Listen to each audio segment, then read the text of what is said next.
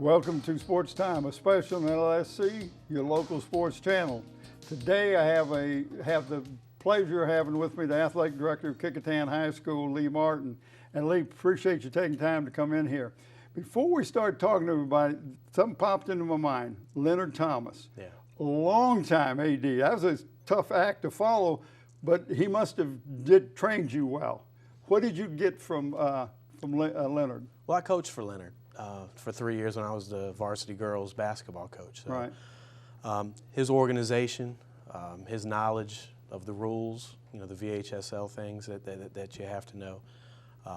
So, and working with him and watching him as my intense and changing careers and going into athletic administration, I started watching him a little more closely. But I still put Leonard to work. I actually brought him into school yesterday. He hung up 6 championship pictures for us that in any district champion in Kecoughtan, we frame it and put it up on the wall. Okay. I don't mess with that, so I'll end up screwing something up. So he actually came by and hung 6 pictures up for us yesterday, as a matter of fact. So he gave him a chance to see some people, and he's still staying busy. Yeah, well, I see him every now and then on the golf course. I just want to get it clear. You're a local boy, not a Hamptonite. You're from I've sort of, I think I've become more of a Hampton, Fox Hill, Kecoughtan guy, but I mean, really at heart, I'm a Newport News, Denby guy. Okay, and then you went to school right there too. Yeah, I grew up most of my life in Denby. I went to Denby High School. And then where'd you go to college? And stayed local, went to Christopher Newport. Okay, very had good. the pleasure of played basketball at both places. Oh, that must have been a pleasure to play for Woolham. Good coach. Oh yeah. Definitely. I mean, we won 3 championships while I was at Christopher Newport. So that experience, plus won a couple of district championships with Denby for Dennis Katufis. Yeah, so I had the the luxury and pleasure of working for coaches and playing for coaches that have been successful. Well, that's good. Now, if you're looking at all the duties that you have to do as an athletic director, what is the most demanding and probably the most important that you have to do? Would eligibility be it? Eligibility is the one thing that it's every season. So 3 times a year you're checking individual eligibility on each athlete, each student athlete, which can be time consuming, and that's done usually the first couple of weeks of each season. So by the time you start games, you've cleared all your eligibility for each of your student athletes. So that's a big time consuming piece, and that's the piece that you have to be sure that you're on your P's and Q's on, because you don't want that to bite you later on. Right. Now, with golf starting before school starts and all that, so you have to do golf, you got cross country, you got football, cheerleading. What about, girls play tennis in the fall? Well, that's a spring sport. Spring sport now, okay. Yeah, fall, and all your fall sports are starting August 1st, or somewhere around that first Monday in August. Okay. So you're looking at cross country, golf, field hockey, cheerleading, and both of your football teams. So it's a busy season to prepare for, and most of your preparation is done throughout July. Okay. Well, not only July, but then you really are coming back before you start getting paid, because there's stuff you have to do. Yeah. Now, I know you used to be on an 11-month contract. They put you back onto a 10-month, but you still have to put that time in, or you're not going to get your stuff done. Is that correct? I mean, you have a choice to make. Fortunately, when I say the school system gave us 10 furlough days over the summer, which was added onto our 10-month contract. So we were paid for 10 work days. I tried to stick to that. I know Ray Smith, he worked an outrageous number of days. You just got to make sure that your days are productive when you come in. Right. All right. Now let's go with transportation. When you get the transportation for your teams, do the coaches like to have the same drivers? I know when I coached at Bethel High School, I had the same driver. Henrietta Price was my for my basketball team. And it gives the kind of continuity to the kids. The kids got to know her. It just made it easier. Or do your coaches like that? Some of them do. And Darren Wills, the director of transportation, he tries to assign teams to certain drivers. So I think there's a comfort level that comes with it. But each team, you look at transportation, you have to do a transportation request form for each team, JV, varsity. Put that in ahead of time, which would include your scrimmages, just to make sure that you're lined up and ready to go. Right. Scrimmages might start that first week or the second week of the season. So they give this stuff to you, then you are in communication with the I look at their requests for Right. them, make sure it's not too, outrageous. We don't, we try not to get kids out early, if we can help it. But if the times look good, I send those downtown to Darren. Okay. And he usually assigns a driver, and then I keep a copy of each transportation schedule in my desk. So could you, if you needed to be in communication with the drivers? I mean, if it was a need? Yeah, maybe they have my change cell number. Yeah.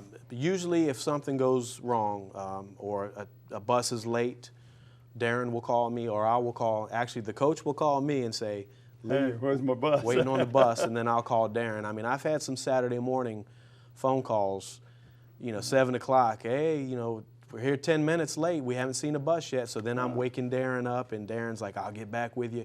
I mean, it's So sometimes there's a lot of communication. It's not always smooth. I understand that because you got a lot of levels of communication go through. Well, how do you communicate with the coaches? Do you have a monthly meeting with them, or is it the beginning of their season?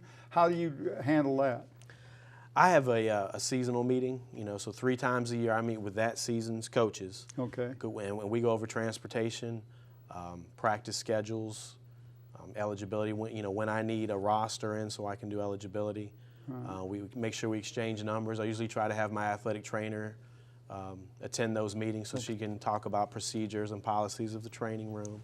Right. So there's actually there's a lot of stuff that goes over. And these are preseason meetings that have to be done before each season. So, and then during the season, if you need to, you just email. Is that basically how you? Email's the best because Yeah. especially if you have a request. I get requests sometimes verbally, and I'll tell you, sometimes I may get into something else and it's gone. So I tell you, if you email me, I have it in writing and I can get to it, when I get a chance. But Right. usually there's a daily communication between the coaches. They need water bottles replaced or something's not going right in the training room. So I like to be at the practices, not all of them, but I'll show up at the beginning of practices and just double check with the coaches. Hey, you got everything you need today? Are we okay? Have a good day. We'll see you later. Just to make a little bit of contact each day. Oh, well, that's good because they then know that you're on the same page they are. Right. You're trying to make everything go smooth. Now, when you're ordering equipment and uniforms and all this other stuff, and you have to pick vendors, do you have specific vendors that you like?